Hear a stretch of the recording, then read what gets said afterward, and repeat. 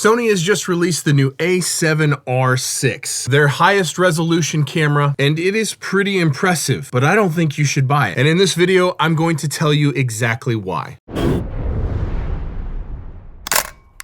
Hey everyone, I'm Cole Caparoon. Thank you so much for stopping by the Aperture Life for another video. Now, I think 99% of people should not buy it. There is one singular use case in which I think it makes sense to buy the new Sony A7RVI. And I will get there, I promise. But first, we have to cover some specs, and that is the similarities between the new Sony A7RVI and the new A7 IV. Because holy cow, are they almost identical, with the exception of the resolution. So I'm gonna read these specs to you because I'm not gonna remember all this, but these are all of the things that are identical between the new Sony A7RVI and the Sony A7 V. They have the exact same Bionz XR2 integrated AI processing chip. They have the exact same 759-point hybrid phase detect autofocus. They have the exact same subject detect AI autofocus. They both have up to 30 frames per second blackout free with the electronic shutter. Sony claims 16 stops of dynamic range for both cameras. They both have the exact same multi-angle screen. They both do up to 4K 120. They both have the exact same AI auto white balance, and they both have extremely fast readout speeds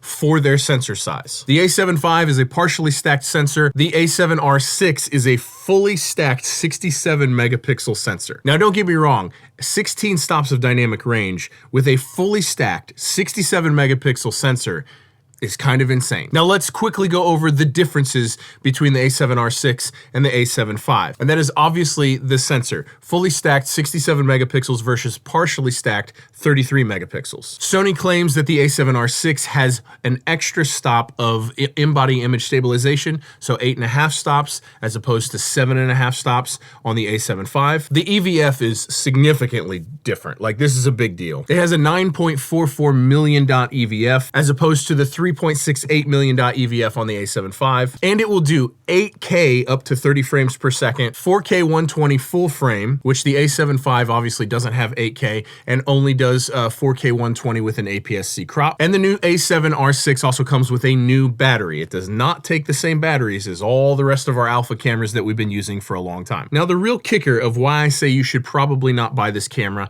is with the price.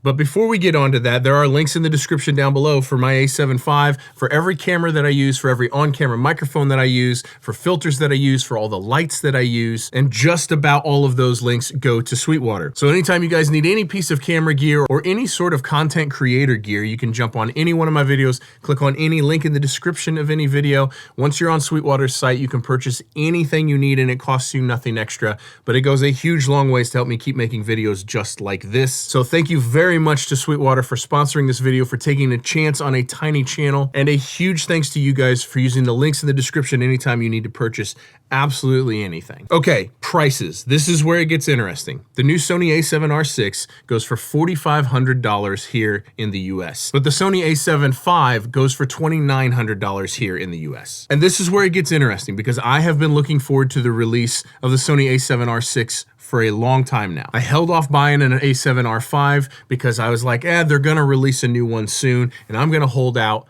and buy the new one. Now, in the meantime, I bought the A7 V. The 30 frames per second is crazy. The faster readout speed and reduced rolling shutter is incredible. The dynamic range is really, really good. The color science is really, really good. And I've taken some of my favorite photos that I've ever taken in my entire life on the Sony A7 V. So of course, like many of us do, when the embargo lifts and all the videos come flooding out, I watch a bunch of videos and I just kind of felt underwhelmed because the only thing that the A7RVI is really giving us that makes any difference to me is increased resolution, 67 megapixels versus 33 megapixels. But the fact that it has all of those same things, the exact same AI autofocus chips, the exact same dynamic range rating, even a little bit slower sensor readout speeds, even though it's fully stacked, the exact same articulating screen, although the screen in the new A7RVI is supposed to be 3 times brighter than it was in the A7R V. There's a couple cool features, like there's a light button where it lights up the controls. Like there's some cool stuff. don't get me wrong, but will it make a difference in the photos that I'm taking? And do I need a jump of resolution from 33 megapixels to 67 megapixels?